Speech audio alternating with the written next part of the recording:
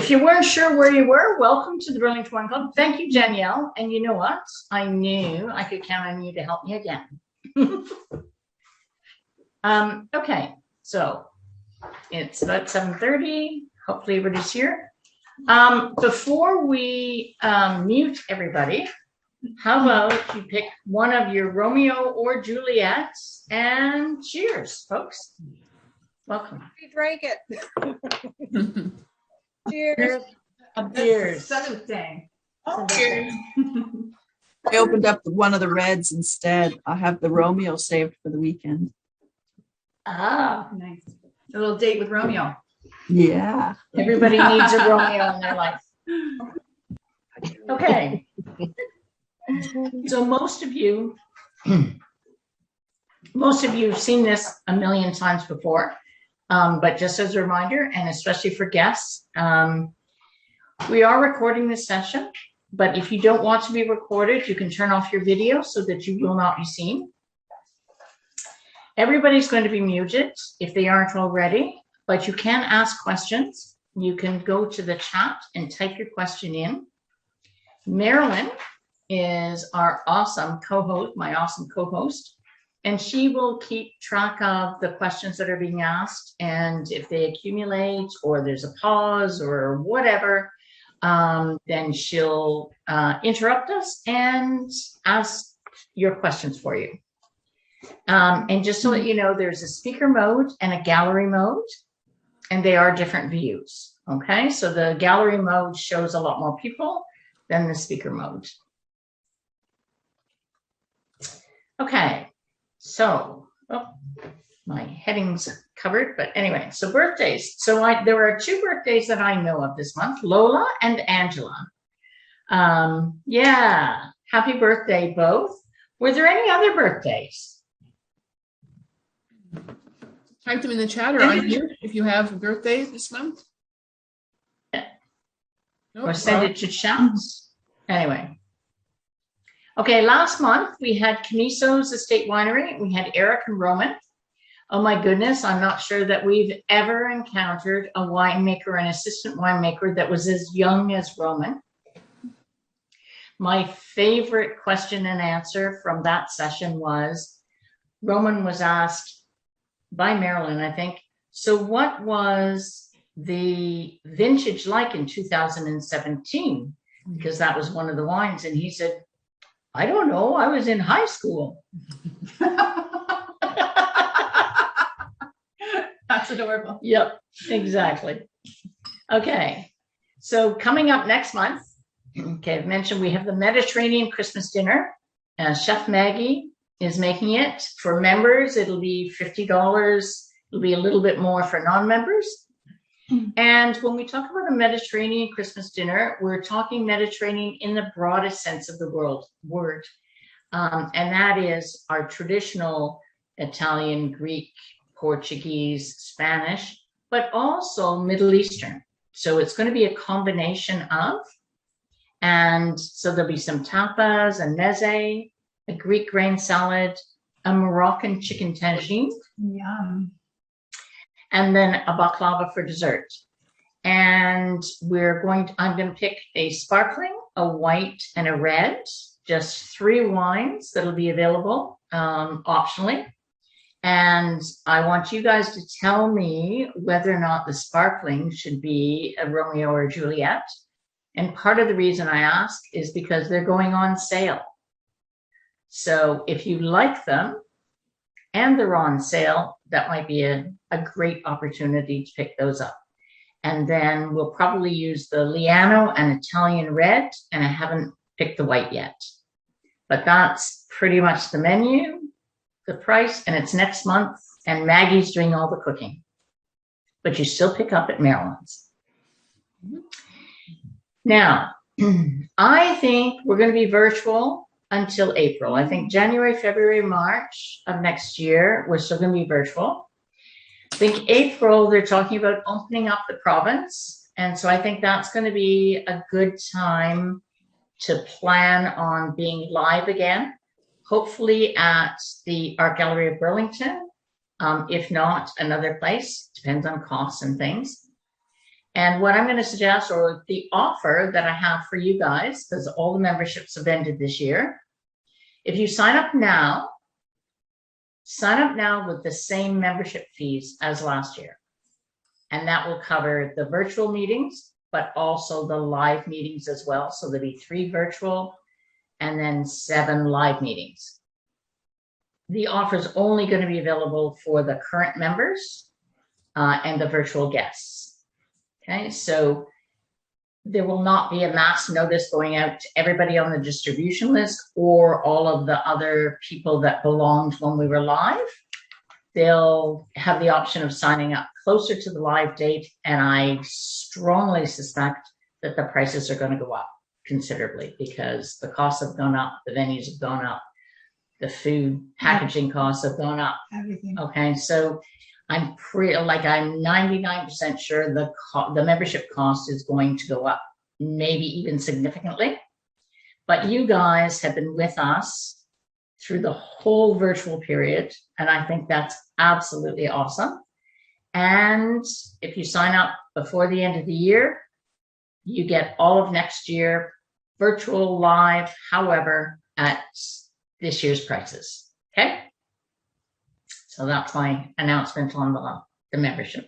And then we'll go live as soon as we can, but you're still covered for virtual. Okay. Tonight, Majestic Wine Cellars, a whole bunch of Italian wines. Kirsten is here with me. And this is the first time I've actually had the agent sitting with me in the room. So this should be fun as well. Thank you, Teresa. And thanks for having me back. Excited to be here. And it was 2 years ago on Halloween we presented. The whole team was there and we presented at the beautiful art gallery. So very excited to be back. Excellent. And we have a mini, I think I like to call it a mini Italian feast. Again, a little more than usual, but hey. Okay, so by now, if you've got your sparkling open, you know you've got your Romeo and Juliet Proseccos paired with the charcuterie. You also have a bag of chips as well, but I didn't even put it on the menu. But of course, you always have to have chips with your sparkling. But we have the assorted charcuterie and the mushroom pate with crackers. So Kirsten, talk to us about Romeo and Juliet, the Proseccos, this rosé Prosecco, and what's happening with champagne. So 2 new Proseccos, 1 great love story. We launched Romeo and Juliet at the LCBO this past August, and they've been performing extremely well. As you know, they're very well priced. They're dry, they're light, they're fun. They're lots of fun, actually. They're easy drinking, and as I like to say, light on their feet. Big news out of Italy last year in 2020 was a new DOC, which is Designation of Controlled Origin. And it's controlled by the government, and they actually made Rosé Prosecco a DOC. So before there was rosé sparkling wines coming out of the Veneto region, which is in northeastern Italy, which is where Prosecco is made, but they were not allowed to be called Prosecco. So that is actually big news out of Italy. It's not easy to become a DOC. And they are governed by the Italian government. They go through very strict tastings to make sure it's high quality, high standard. The LCBO only accepted 4, and we were very lucky. Juliet was one of them. And we're very excited to have them and very excited to present them. And I think they taste good. Anyway, I like them. And we decided to do a little more than just chips for this pairing. So a charcuterie. So you got a pepperette, and your pepperette, if you notice, has a little bit of spice to it, which I think goes well with a Prosecco, like it counters the spice. And then, of course, you've got some vegetables, and you've got a very strong mushroom pate and some crackers. But, of course, always your chips if you want something salty. The main difference between Romeo, which is 100% Glera, which is the grape of Prosecco, And Juliet is 85% Glera and 15% Pinot Nero, which is Pinot Noir. And that's where it's getting its color. It's beautiful. I like to call it watermelon. So it has a touch of Pinot Noir added. So why are we going to have a problem with champagne this year? Well, yeah, if you see champagne in the stores and you need a bottle for an upcoming celebration, a birthday, obviously the holidays are around the corner, there's already a champagne shortage. There has been, and it's not just affecting champagne, it's also affecting whiskeys, it's affecting some Italian, anything that's imported. There's been major shipment and container delays at the ports. Everything is behind. Champagne, unfortunately, has also had a few horrible harvests. And so it's just, they're not producing, getting the yields that they need to be able to produce and make the wine. But if you need champagne, I highly recommend grabbing it now because most stores are already out. Every time I walk into an LCBO, the first thing they say to me, do you have any champagne? I always say, no, I don't, but I've got 2 great new Proseccos. So it's going to be great for Prosecco sales, but it's mainly because poor harvest and many issues. There's issues in Montreal docks, there's issues in LA. So it's interesting to see how this will play out. Yeah. And this is not the first time I've heard this. Mm-hmm. So Big news. Everyone's talking about it. So it's if you're looking for champagne and you see any in the stores, definitely buy it. By Christmas time, there's not going to be any in the stores. And give some thought to things other than champagne. The other thing, by the way, that there's I've been told there's going to be a huge shortage of, if anybody's interested, is Chablis. Very, very poor harvests. About 85% of the crop was damaged or didn't come to fruition last year. So there's going to be a huge shortage of Chablis as well. So if you like Chablis and see any in the marketplace, you should pick it up. It's also affecting Scotch, in particularly some of the higher end single malts. We're losing, the LCBO apparently is losing some of their buying power to the Asian market, and we're just not seeing, they love high-end Scotch, and we're not seeing some of the Scotch that we usually would. So yeah, any Scotch fans out there, if you see anything that you really like, you might want to purchase. Okay, so everybody's had a taste of their bubbly, if they've got bubbly. Teresa, maybe before we move on, the price point for the 2 Proseccos is $14.95. Is that staying at that price level, Kirsten? So when it goes on sale, and actually I have the flyers, I think it's the Juliet that's on sale first. Correct. And it'll go on for $12.95. Correct. And then the Romeo, the following LCBO period from December to January, will go on for $12.95. So, and we will, Danielle, I'll send you that information to post on Facebook. Okay. And we'll make, but $12.95. Hey, folks, like, there's no Prosecco that even comes close to that. And for this quality, but yeah, they'll both be on sale before the holidays. And I'm going to provide all that information to Teresa. And I would suggest that next year, these aren't going to be the prices. Usually, because they're new, introductory price, Teresa's right. Usually they start off a little bit lower. Even $14.95, to be honest, is quite a bargain. But $12.95, I've never seen a Prosecco under 14. No. So, yeah. So anyway. Okay, so now the whites. So that's right. These are my whites. Okay, so I'll talk to the food. So we've got 2 whites, a Pinot Grigio and a Pinot Bianco. Kirsten will talk to them, but the food pairings are, and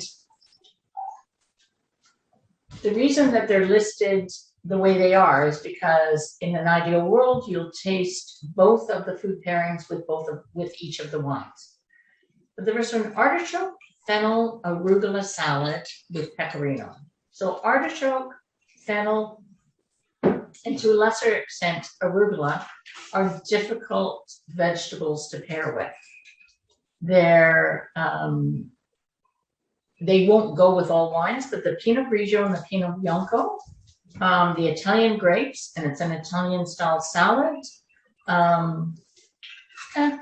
thinking will go. And pecorino is the cheese of Tuscany. Okay, so if you haven't tried it before, it's a Tuscan cheese, and we deliberately chose that.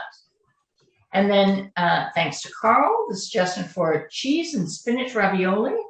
And in fact, he made this with garlic oil. So cheese and spinach ravioli, and then heated in lots of garlic and oil, and then some shrimp added to that for the non-vegetarian or vegan folks.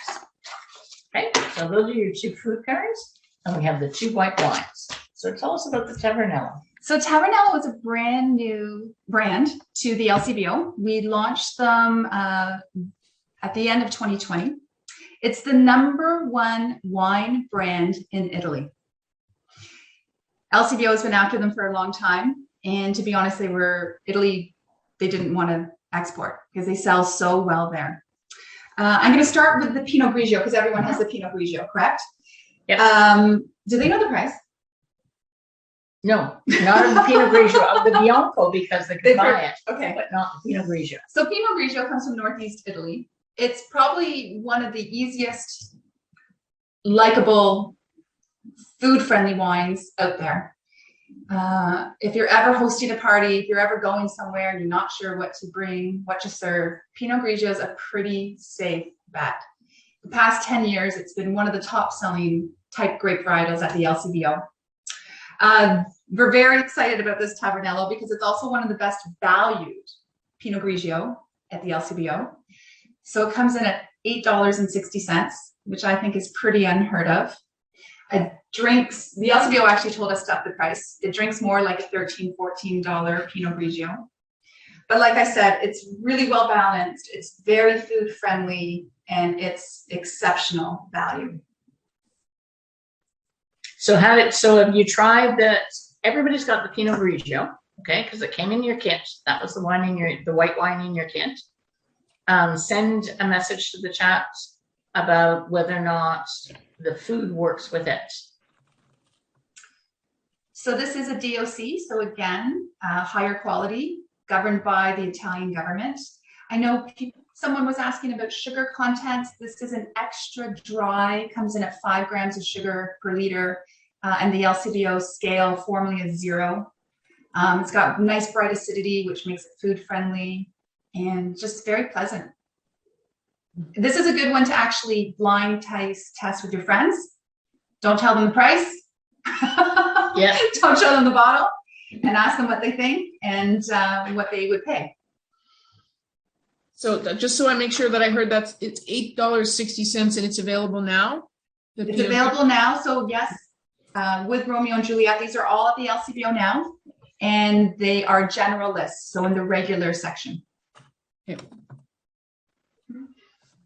Thank you. Okay, and the Pinot Bianco. Pinot Bianco. So this is an interesting wine. So it's 80% Pinot Bianco and 20% Famosa. So Famosa is actually one of the rarest Italian grapes and one of the most ancient Italian grapes. Dates back to the 1400s. And believe it or not, in 2000, they found 2 rows of it.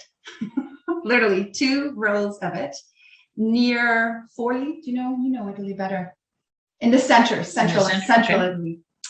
And a lot of winemakers now are trying to actually revive the grape. So they're trying to plant it more. And generally, you see it blended. You don't normally see because they just don't make enough of it. So it's generally blended. And it's an indigenous Italian grape. Absolutely. Right? Yeah. One of the oldest, one of the most ancient. They actually thought it was completely gone.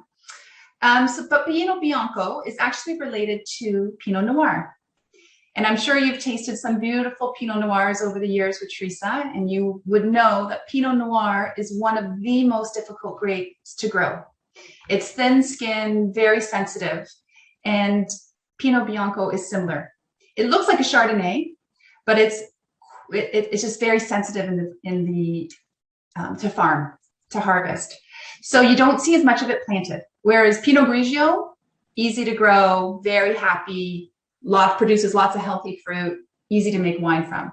Whereas Pinot Bianco is a little bit more difficult, but personally, I find it quite interesting. I find there's a little bit more body to it, a little bit more creaminess to it.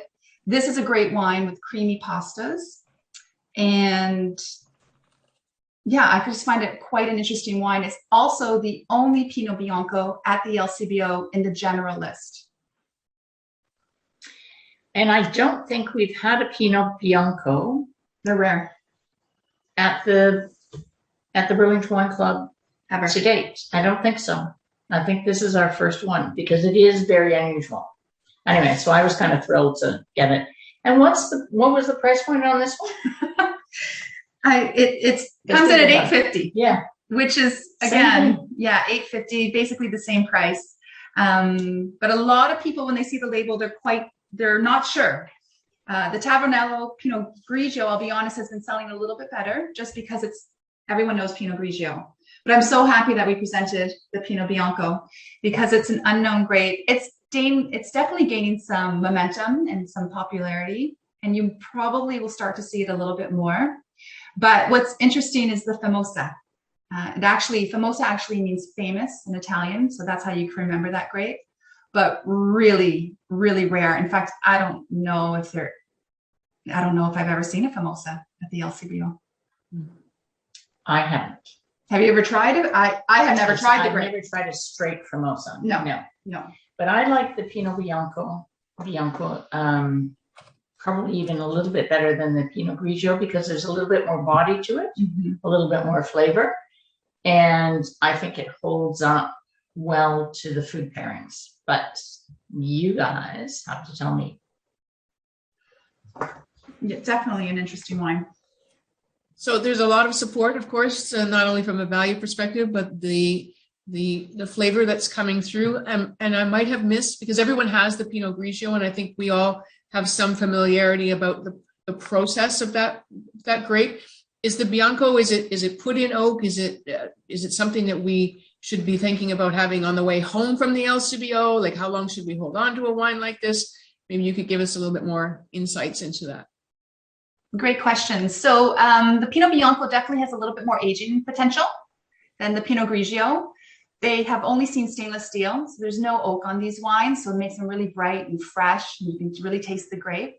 I wouldn't keep the Bianco for long. These are not lay down wines at all. These are drink them within a year. Great. Year and a bit, yeah. A typical kind of Italian house wine, right? They generally have them always at every meal. They don't really sell their wines like this. But if you had to choose the one, the Bianco has a little bit more potential. But no, exactly. You buy them at the LCBO, you take them home, and you chill them, and you enjoy them that night. Yeah. Fantastic. I know holiday parties, people are starting to think of getting together and socializing. Really great if you're having a crowd. Great wines for crowds and for holidays because they're so easy drinking. They're very food friendly. I'd be happy to serve these to anyone. Good house wines. Great house wines. Okay. Any questions about the whites, about the food pairings with the whites? Any comments, whatever? I'm not checking the chat, eh? All right. No specific questions, but a lot of support. Beth and Martin, both wines, excellent value. Lola, of course, bringing her expertise. The Bianco, love the nose and floral notes of the Bianco. So I know that my crystal ball broke pretty spectacularly in March of 2020. Kirsten, if you had to make an assumption, a guess, at a price point such as this, you've shared with us that every sale at the LCBO helps Majestic, which is our cause, of course, is to help promote your wines. would you run to the LCBO now? Is there a way for us to harvester some of this, order it in advance? What would be your advice for us? Another great question. So I take private orders. I will let you know there is a Tavernello Red available, and it's a Sangiovese Merlot blend, and it's currently sold out. And because of the delays with what's happening in the ports, it's been sold out for quite some time. So the Pinot Grigio, if you do like, I would suggest maybe purchasing sooner rather than later, because I predict by holiday season come December, it'll be available, but it might run thin. Wines like this, people often buy by the case, right? For gatherings. And again, because they're new, I can't guarantee that this price is here to stay. So if people want these wines, Yes. so should they head off to their local LCBO and buy them? Or should we take a mass order from folks that might be interested? Which would be your preference? Like, I'm happy with either. So they are available at all the LCBOs in the general list section. If one of your stores that you shop at doesn't have it, let Teresa know, and I'll call the manager. But I'm happy to take a private order through you. okay. If it makes it easier. Okay, so let's see what the interest is at the end.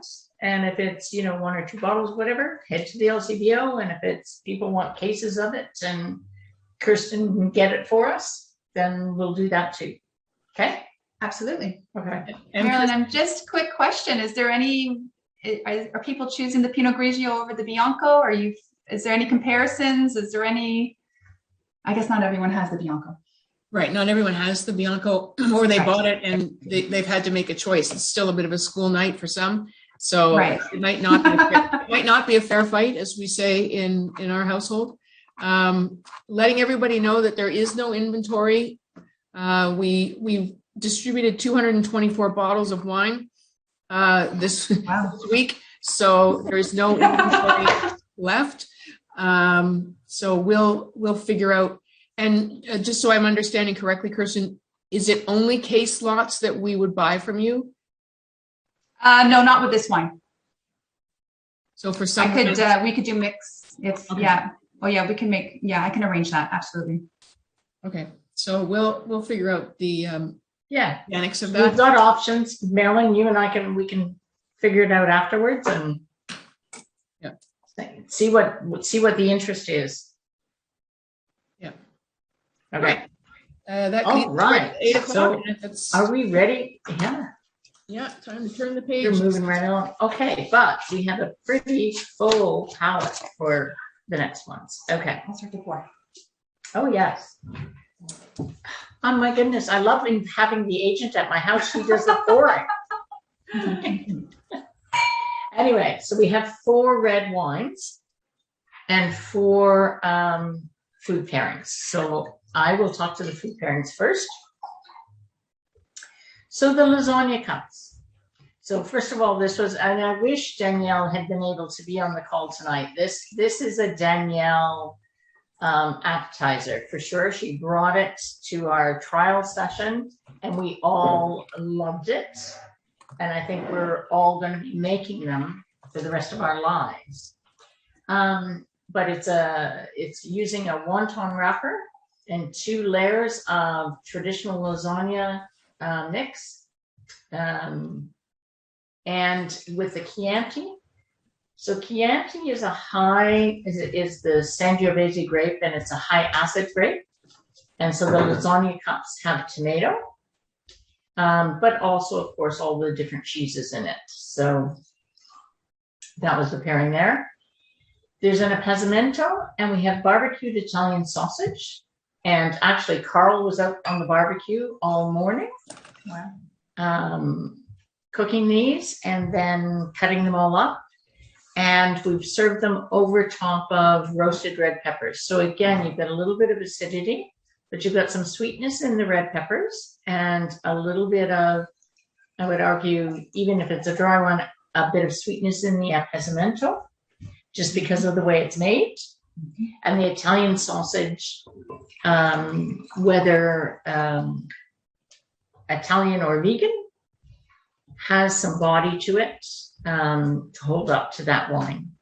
And then the Parmigiano Reggiano. So you know what? You got to have a good, hard Italian cheese to go with your Italian wines. And this cheese you don't have enough to serve with all of the different wines, but try it, like break it up, have a taste of it with whatever wines you have open on the red side, because it's a good Italian cheese and these are nice Italian wines and they fit. And then the Bacci Italian chocolate. Okay, so instead of your regular squares of chocolate, except for the vegans, because the Bacci is a milk chocolate, and it's got hazelnuts in it. Anyway, it's a classic Italian chocolate, so we substituted that for the regular chocolate squares. And this last wine is a very interesting wine. Anyway, so I shall turn it over to you, Kirsten. So we have the lasagna cups as the food, and we have a Scentsy Chianti. Delicious. Thanks, Teresa. So Scentsy Chianti is brand new to the LCBO, literally hit the shelves in September. Scentsy is our most popular consignment brand. You may have had Scentsy wines in the past in a restaurant. We sell a ton of the Scentsy. They produce quite a lot of wine. We sell tons of Scentsy to the restaurants. And the LCBO has been after them for quite some time. So we're starting with this Chianti, which is from the heart of Tuscany. It is 100% Sangiovese, which Teresa mentioned. Very food friendly, a little bit more acidic, perfect. I love how Teresa's paired it with the lasagna cups. That kind of hit of tomato with the acid of the Chianti would pair beautifully. It's medium, it's more medium bodied. It's perfect with also meat pasta sauce. Yeah. Spaghetti bolognese. Yes. Yeah. Which Aged. is basically the tomato in this, or the tomato sauce in this. Yeah, and Yeah, aged amazing. cheese for sure, as Teresa also mentioned. This wine comes in at $12.45. One of the best valued Chiantis right now at the LCBO. You can also find it in the regular general list. And it's the most famous Chianti, interesting enough, it's the most famous Italian wine. What Chianti is? Yes. Yes, that doesn't surprise me. $12.95 surprises me. $12.45. $12.45. Okay, that's a weird price. I know. Yeah.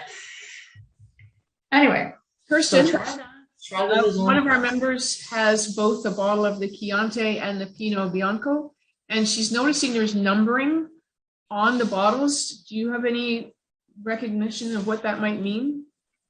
The Pinot Bianco and the Chianti. And the Chianti. Yeah. The numbering. Oh, scores.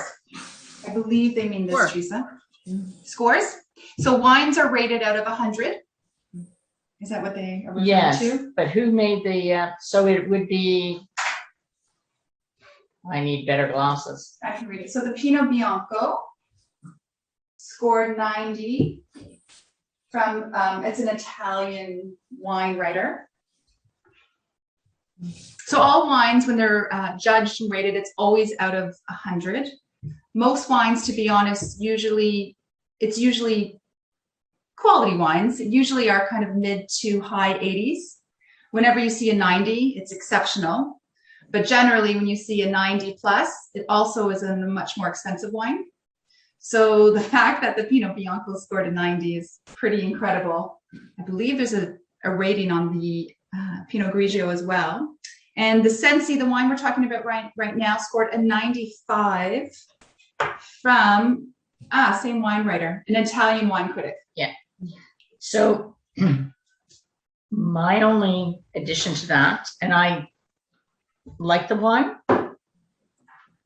great price, good value, good food wine. 95 Why? is very high. So it's an Italian wine writer, and they're Italian wines. There might be a little bit of bias. Possible. 95 is very rare. First of all, you hardly ever see that. So your $300 Bordeaux's get a 95 sometimes. Sagicaia. Yeah. The top, And the top Italian the wines. top yeah. Italian wines. Yeah. I hope that's answers that Well, question. no, that's very helpful. And I think that those of us who maybe knew what the numbers meant are also a little bit skeptical. Like my lovely husband came home one day with something in the 95 range, and it was really not priced to that value. And, you know, the guy who reviewed it is Bob Smith. Like, who's Bob Smith? Right. Right? Like, you really have to follow people that you have a similar taste to, perhaps. And then Yes. then you rely on their scale, because it is completely arbitrary. It's like figure skating, you know, is That's right. straight sixes or not? So you do need to be aware of the inherent bias, I think, in the numbering Yes. system. So, and That's if you've got Italian wine writers judging Italian wines and scores, or Australian wine writers judging Australian wines, you'll find exactly the same thing. Mhm. And different wine writers have very particular tastes and Absolutely. slants. So, for example, Robert Parker is, you know, he's very, very popular, and his whole company is with the Americans. Jancis Robinson, I prefer her wine. My palate is Mhm. closer to her taste than Robert Parker's. Mhm. The others, Wine Spectator is very so you just, and also respected. you look at it as a guideline, but my opinion is, do not buy based on the numbers. I agree, which is why I don't always talk about the rating and scored unless asked. But Teresa's right. Robert Parker is very respected. The Wine Spectator is very respected within the industry. But again, it's very subjective. Yeah, he has very specific tastes, and they're different than Jancis Robinson's tastes. They're different than some of the other wine writers or masters of wine tastes. So pick your person that you trust, whose palate is closest to yours, and then use their judgment. But everything else, seriously, be skeptical. I agree, and thank you for that explanation. I would only say, though, if you're having people over and you want to impress, put the 95 out. Just go for it. There you go. All right, should we move Some on? people only buy their wines based on. Yeah. So how is the Chianti? So how did you like it? Like a thumbs up to the Chianti, especially at that price point? Mhm. So our Italian said yes, thumbs up. That's I like to hear. Yeah. Food and wine tonight, from Danielle's perspective, wine was a perfect match. So thank you for that. Excellent. That's good. Okay. That's what we want to So- hear. You know, you can't go with Chianti and lasagna. It's hard to go wrong, right? Where spaghetti bolognese, yeah. Okay, so the next one from the food perspective was the Italian sausage, which we've served before because, I don't know, it works. But this time with roasted red peppers. And granted, there weren't a huge number of roasted red peppers in each dish, but hopefully enough to provide a little bit of oil and acidity and flavor. So tell us about the Pessimento. So the Negar Pessimento, one of my little favorite wines actually in this flight. Negar has been producing wines for almost 100 years in northeastern part of Italy. It is a Corvigna blend. So it's around 60% Corvigna and a couple of other native grapes. Basically, a Pessimento is a winemaking style. The grapes are dried for 60 days. So they start to become a little raisin-like. So you know that means a little bit more concentrated, a little bit richer, a touch sweeter. And the whole idea of that is to make the wine a little bigger, a little smoother, a little bit more concentrated. You also might notice it's a little bit higher in alcohol. This comes in at 14% alcohol, but it is, I love how Teresa's actually paired this with sausage. This is my go-to pizza wine, and I love sausage on my pizza, which is funny. And none of this was discussed prior, but it's going to be a little bit richer, a little bit more full. You're going to taste a little bit of raisin there. So enjoy. So the pricing on this is, I've never seen in a Passamento, maybe sub $20, never mind where this product comes in. So $14.70. How's this possible? I don't know how we're making any money, to be honest. Under 15. Or how the winemaker's making any How are money. they making wine? You're right, Marilyn, Passamentos generally are 20 plus.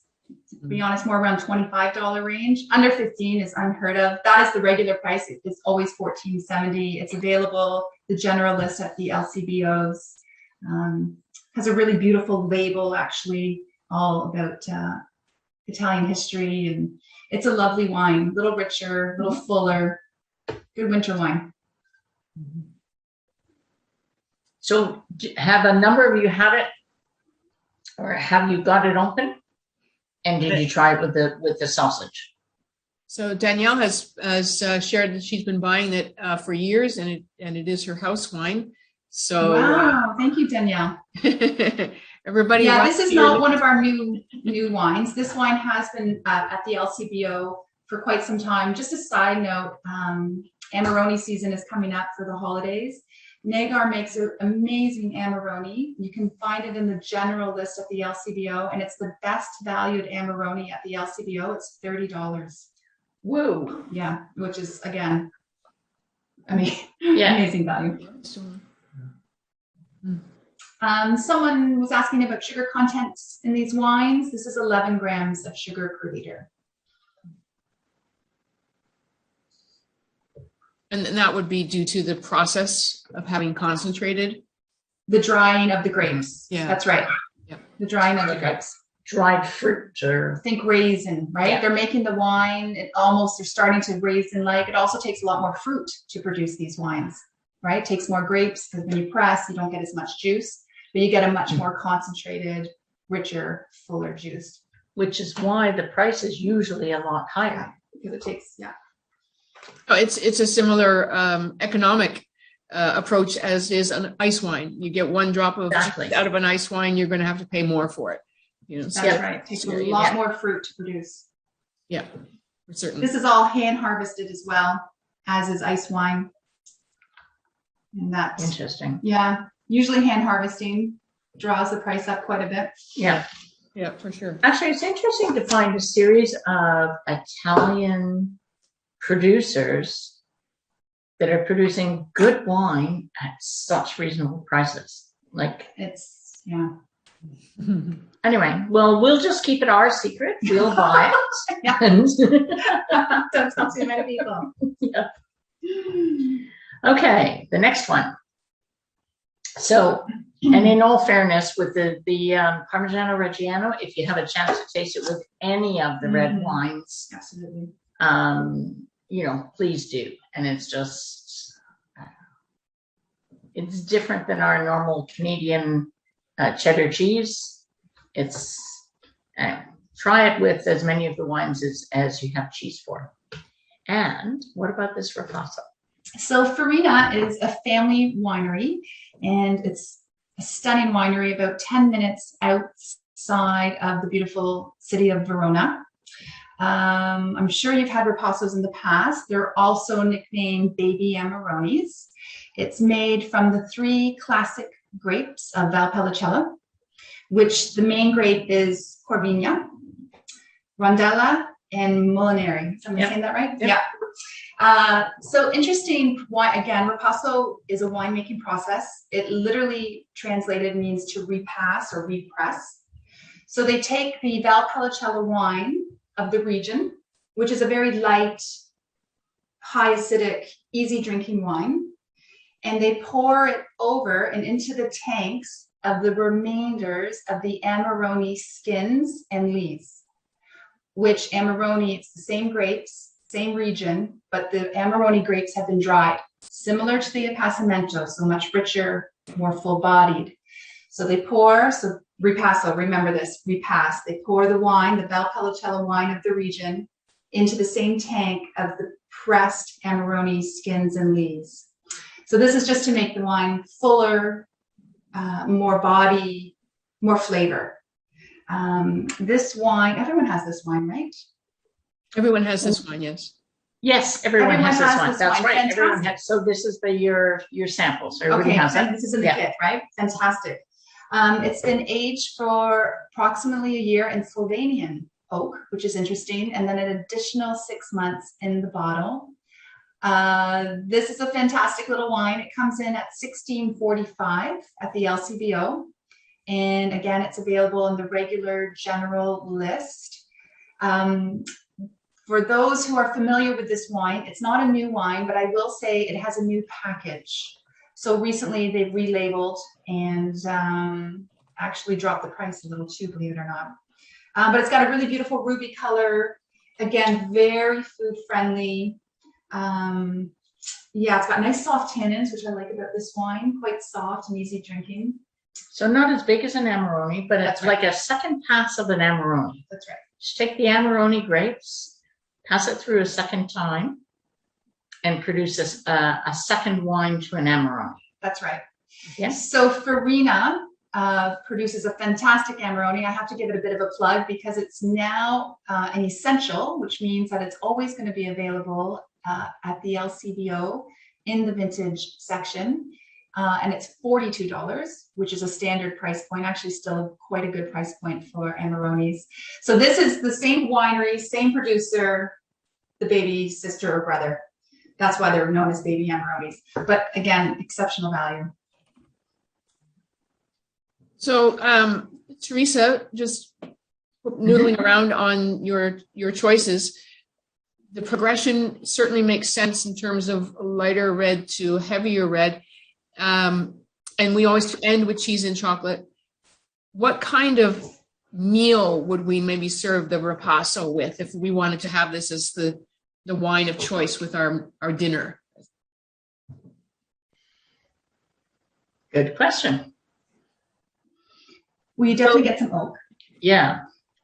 So take the Italian sausage, like it's like, so a pasta, actually, you know what? You could even move into a beef dish, like a steak, Florentine, or something heavier on the meat side. Right. And then it still hold over for your cheese course afterwards. It still has Yes. the weight it's going to carry you through into your cheese. Yeah. So whatever it is, so if you serve a pasta and then like a seconde or a main, that is a beef dish or a more substantial dish, this wine would go with that. Great. Danielle is offering to have us all over at her house. She's having ribs or ragu pasta sauce over pasta. Ragu.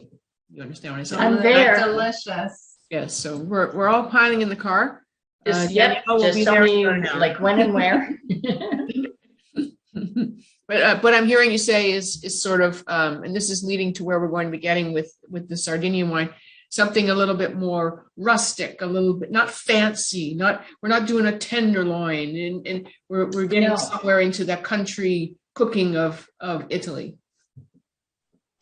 You know, a loose rule always is what grows together, goes together. So Valpolicella being from the northern part of Italy, if you think of any of the, if we've been lucky enough to travel there, any of the cuisine from there. So yeah, pastas, any kind of meat dish. But because it's, it definitely has some leather and spice there from the oak, but I find it has really soft tannins. So it's quite food friendly. I mean, I could see this with like a roasted chick. For people who really like red with their white meats, I could see it handling, a roasted chicken with a nice kind of sauce, a little bit of stronger. A sauce on it. Yeah. Okay. Fantastic. Are you ladies ready to move on to? I think so. So Now, this wine is Yes. probably one of the most interesting wines of the night. And a couple of our members, so Mike and Marilyn in particular, and Beth and Martin, are already familiar with it. So they were kind of thrilled that this was coming up, and it was on sale at the time. So tell us about it. And I think, and Marilyn has a video clip as well that we're going to share. And Fantastic. yeah, this is interesting. So Stella Moscow, Cannonau from Sardinia, the island in southern Italy, is probably one of our most popular wines. It is available at the LCBO through Vintages, and it performs extremely well. It is not new, but it has been featured everywhere from Dr. Oz to Bourdain to Tucci. It's had a lot of press.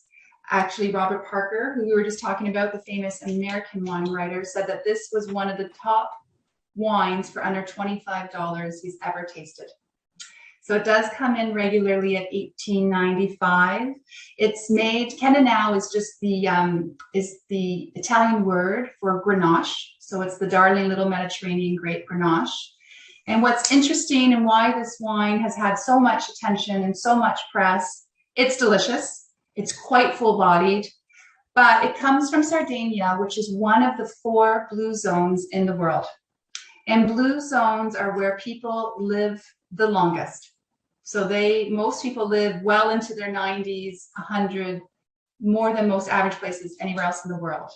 So Sardinia is the #1 blue zone. The 3 other, there's one in Japan, there's one in Costa Rica, and there's one in Greece.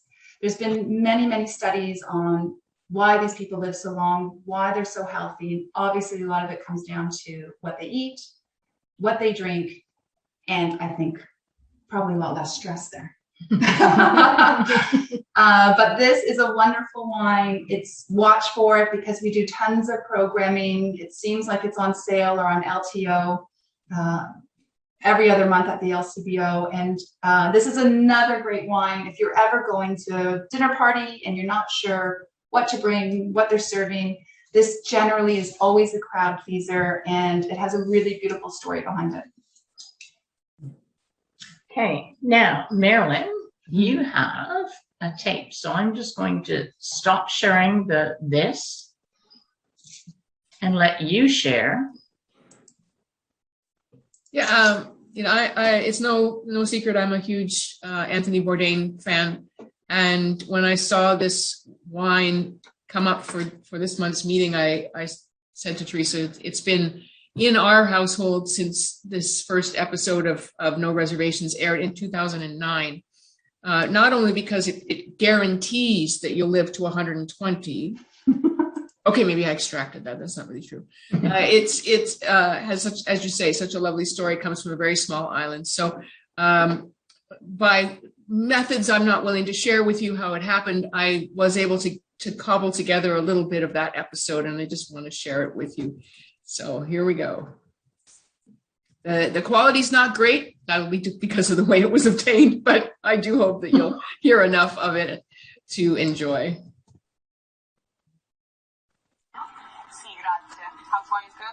Maybe I wanted to explain for some this monstrous 40-year-old Barolo or something. You don't drink Barolo in Sardinia, you drink Cannonau in Sardinia. You're supposed to drink the wine they produce here. So Cannonau is the way to go. I have many obsessions in this part of the world, but I'm really into this agriturismo thing. What does it mean? They live on what they produce. So they make it in wine. Fanno il vino. The vegetables are many or most of them. The main course, the goat, I'm guessing, from around here. Is this a young country at all? I see a lot of kids. Nobody died in this country. Yeah. They live to like 120. Sardinia has the lowest birth rate in Italy. And Italy has one of the lowest birth rates in Europe. And then there is a strong migration movement away. So what happens to Sardinia? It's spectacularly beautiful, and there seems to be no one here. Honestly, for me, I'd fly for the food. If I were working for the Sardinian government or the tourism board, I would say, listen, you get your ass over here, stay in a, wherever, in a village, with a little bed and breakfast, and then just go out every day and eat. I don't care how many months for years you spend traveling and eating around Italy, this is a whole other thing. So I apologize for the quality of that. It not only reflects that it was filmed in 2009, but the method on which it had to be obtained from the internet. But yeah, it's a very special episode, and maybe there's more to the story of how this very small island is able to produce this high quality wine. Do you have any insights on that, Kirsten? It's a good question. That's okay. I know it's one of the only grapes that's actually planted there. It's extremely hot, and they get beautiful sunshine and heat. There's lots of stone and rocks in the soil, which makes vines very happy because they retain their heat. There's not a lot of rain. It just sounds like I've never been, but it sounds like a magical place. But have you been, Teresa? No, not to Sardinia. No. Carl and Anne, have you been there? Yeah, we've been there. It's beautiful. Well, do tell. Well, it's a very, very, you mentioned rocky. The rock formation is very strange. And it's in the center of the island. However, it's one of the great vacation places, not only for Italians, but for all sorts of people. So George Clooney, who, poor man, has to live in the Italian lakes. When he escapes from the Italian lakes, he goes to Sardinia, and all the wonderful yachts. The color of the water is beautiful. I really don't know where they would grow the vines. I think it's in the interior because we've been on the coast. Yeah, we've been on the coast. It's away from the coast. It is in the interior. Yeah, and it's very rocky. I think it's a volcanic island. It is. Yeah, the area where we were was called the Costa Smeralda, which means the Emerald Coast, and the water is like an emerald color, and the rock is like it's wild. It looks like it's been sort of whipped up, like it's all these wild shapes. It looks like someone has sculpted it. It's really amazing. It's beautiful. Wow. Really beautiful place. Wow. Let's plan a trip, Teresa. Absolutely.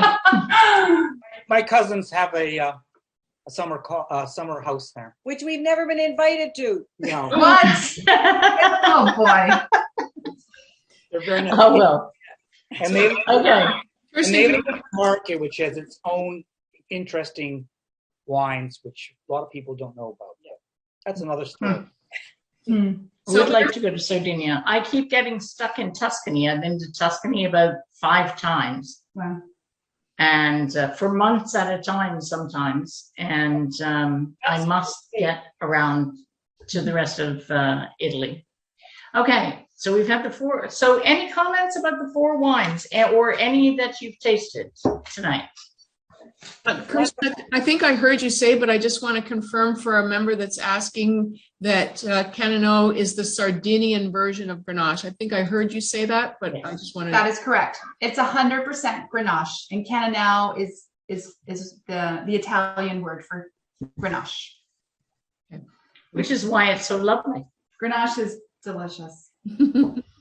Is it grown globally, or do we find it in particular places, lovely places in the world?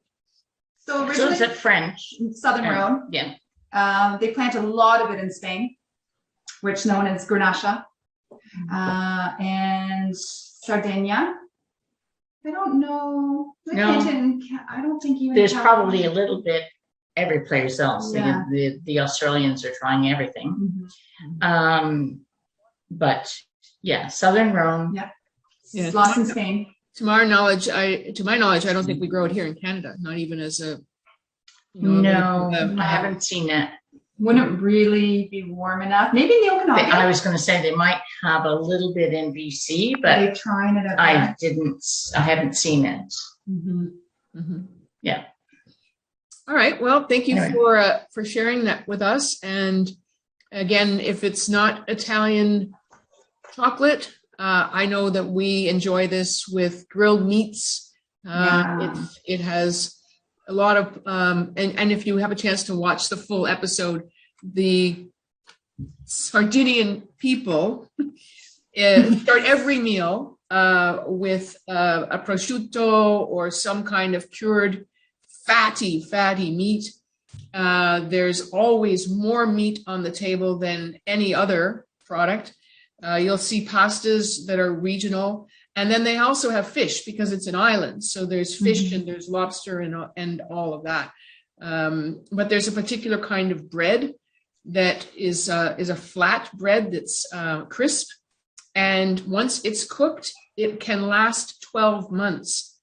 Wow. Just in the open, because it was designed to accompany the shepherds that were going up into the mountains for, maybe days or weeks at a time, so they could take some cooked meats maybe or some cheeses and have this, what they call a bread, but it's really kind of a crispy flat bread. So a really interesting part of the world, and a great episode if you happen to Google it. Yeah, it's called Carta di Musica, sheets of music.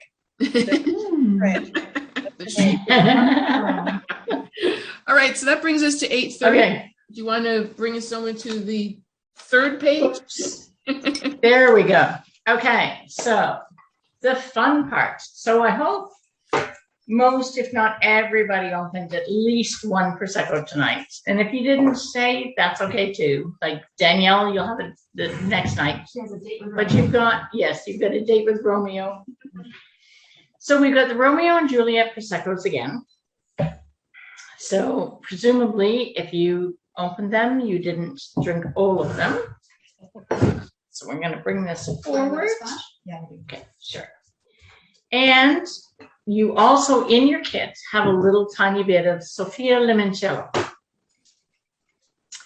So the whole idea here is your little container of berries. I don't know if you put it into a little dish or you still have it in the container, but pour a little bit of Prosecco over the berries and a little bit of limoncello over the berries. Yeah. Now that's a definite way to have fruit salad.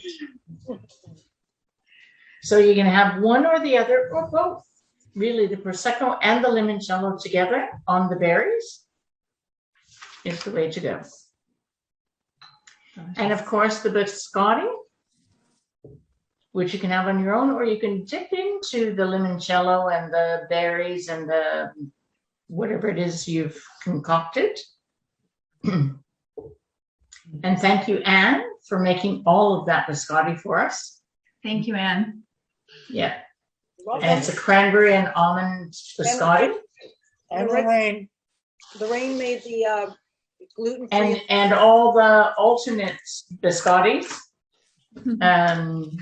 gluten-free, vegan, whatever. Lorraine made all of those, and actually it was interesting. They collaborated. It was Anne's original recipe, and Lorraine adapted it for everybody that needed adaptation. So anyway, try the berries and Prosecco and limoncello. Try the biscotti. There were a couple leftover biscotti. Sorry, Penny. I feel terrible. I had a couple of extra biscotti because Penny didn't get any. And so I've had them today. So Kirsten, Anyway. there were a fair number of people that bought the limoncello. I didn't know there was more than one kind of limoncello available at the LCBO. So where does this one fall in terms of price, and is there is everybody's recipe the same, or what's different about this one? No. So Sophia Limoncello, yeah, thank you, Marilyn. It's available at most LCBOs in the general section for $23.15. Limoncello is really a staple in almost all Italian households. We're going to continue our tour. It comes from Sicily. It's made from world famous Sicilian lemons. Which is actually, limoncello in Italy is often used as a palate cleanser. And you can also make some great cocktails with it. Lemon drop is a famous kind of shot.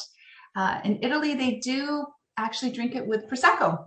So you do about 3/4 cup Prosecco and a splash of your limoncello.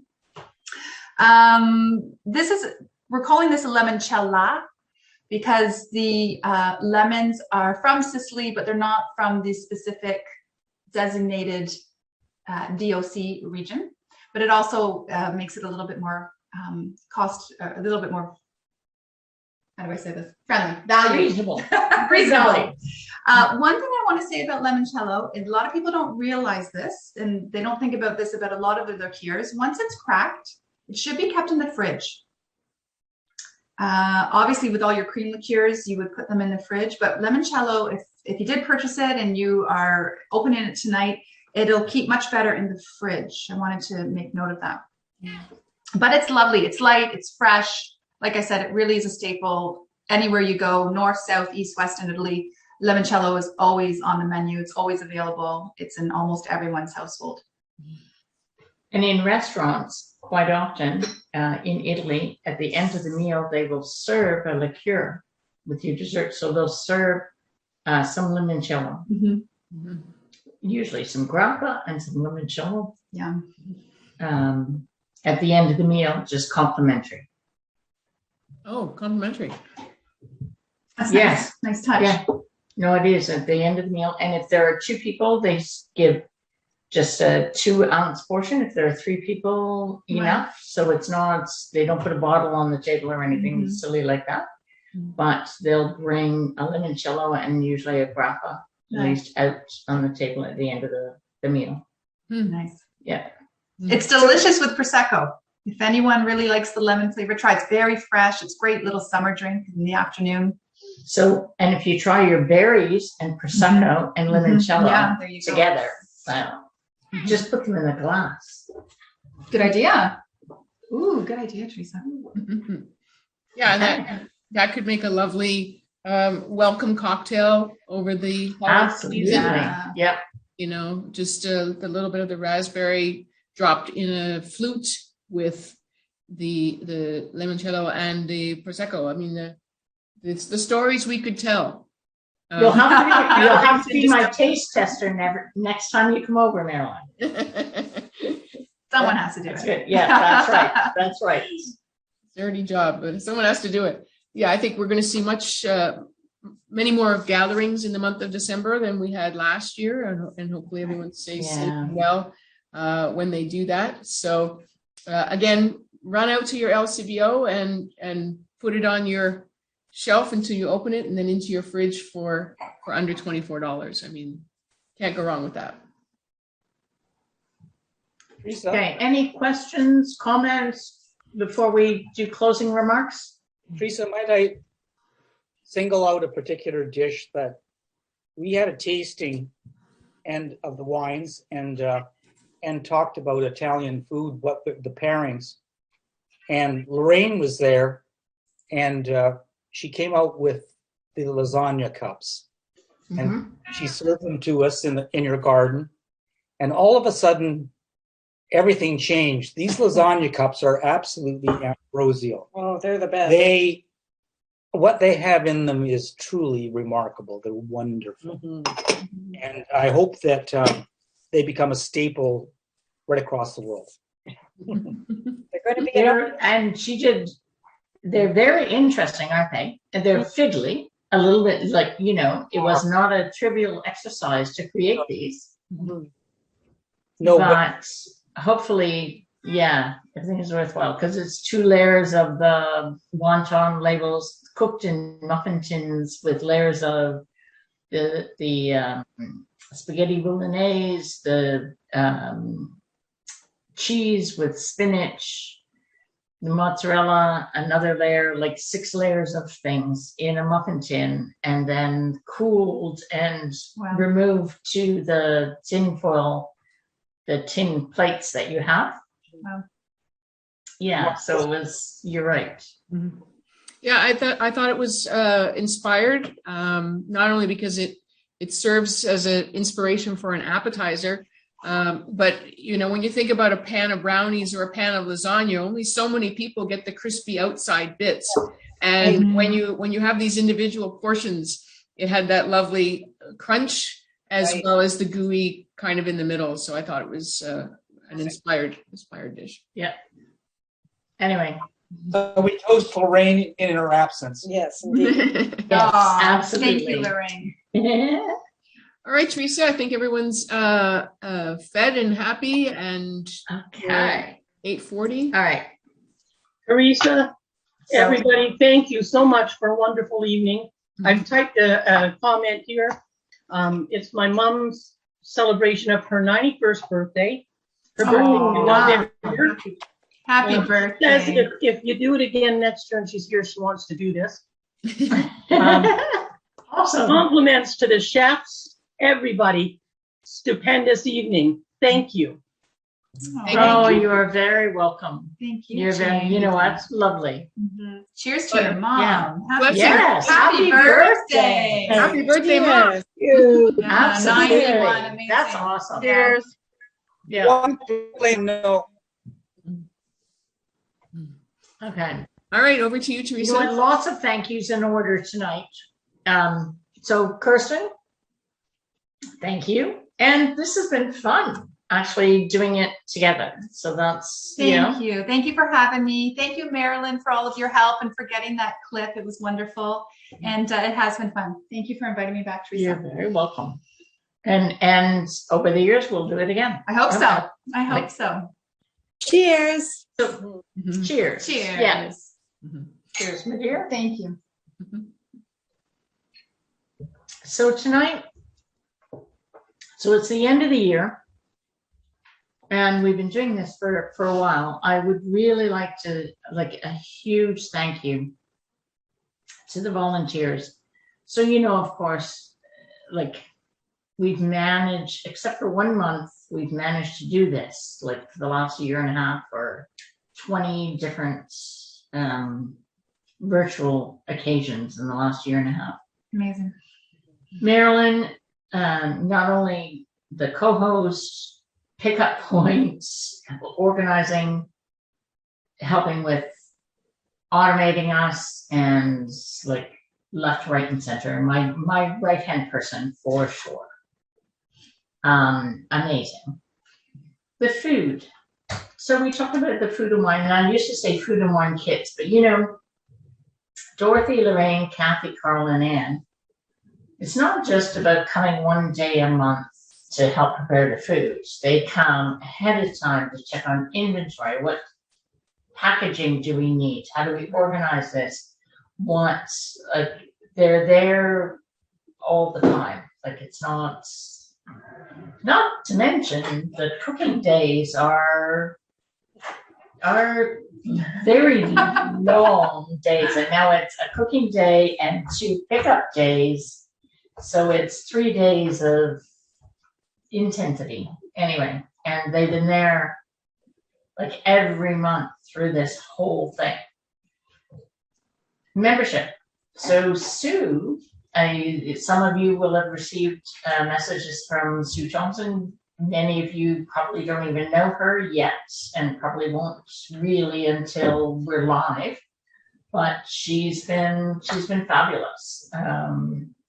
So she's been tracking things, and we've been talking about, you know, what to do going forward. So some of my ideas today in terms of how we're going to go forward and what pricing and whether we're virtual or I did that absolutely in collaboration with Sue. So Sue's our membership person, and it's huge. Wine sales. So some of you know Monique from a few years ago. She used to manage all the wine sales and all the deliveries and everything else. And then she moved to Toronto. So she couldn't do it anymore. Well, Marilyn handles the deliveries and the pickups and everything else. So Monique from Toronto is going to handle the wine sales and the figuring out who's paid and who hasn't and all that kind of nonsense. So she can do that from Toronto, and so she's back with us. And unfortunately, she's sick today, or she would have been on the call tonight. And Teresa, we wouldn't want to miss out thanking Angela for handling that job. Yes, absolutely. Yeah. Thank you, Angela. Yeah. So Angela's done it for the last number of years, and she's been awesome. But she's got a new job, and she's which is wonderful. And so she's very, very busy. And so she has transitioned things very, very nicely over to me, but still comes, she still comes to visit. Social media, Danielle. So you know what? One of the things that we really, really try and support are our agents and our wineries. And Danielle has just picked up the ball and run with it in terms of any advertisements, any promotions, anything that's going on, she puts on the Burlington Wine Club site. And that's been great. I think it's been great for the agents. I think it's, Absolutely. it's just whatever. Anyway, Danielle, thank you for picking that up. Anybody else I've missed? Because like I have a mind like a stick sometimes, but really my message is there's been a whole group of people over the last year and a half that have really put in a lot of effort to make this work. And just a huge thank you to them. And if we could unmute, you know what? I would like some applause for the volunteers that have just come out, if that works for you. Yeah.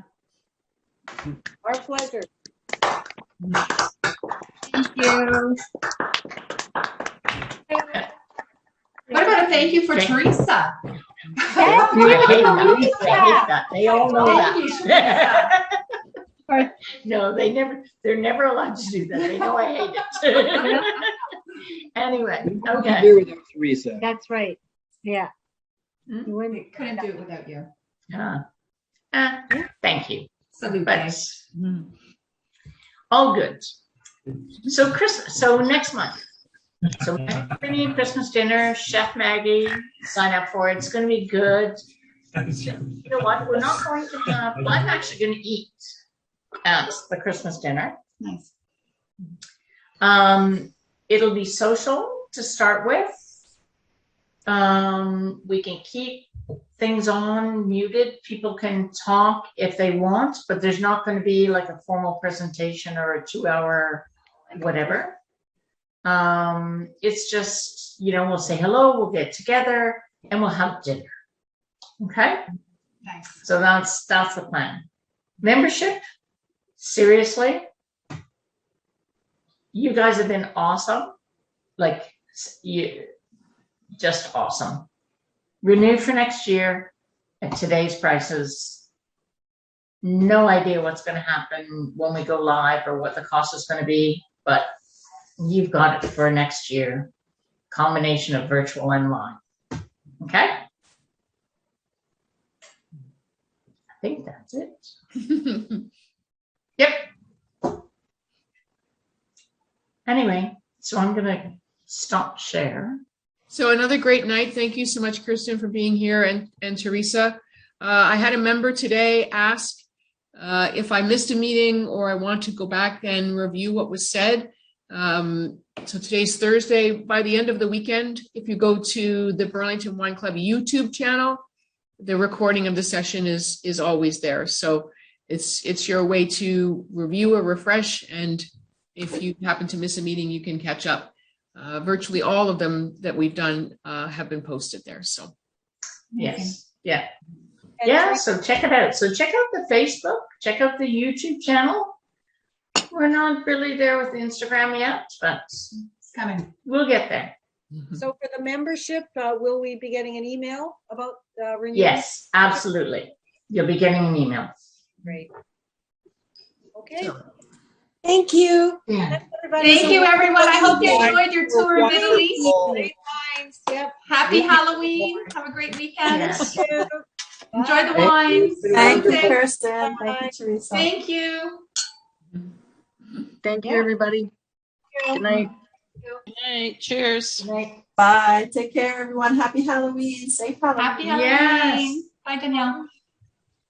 Bye, Kirsten. I'm so happy to see you. I'm Bye. glad you're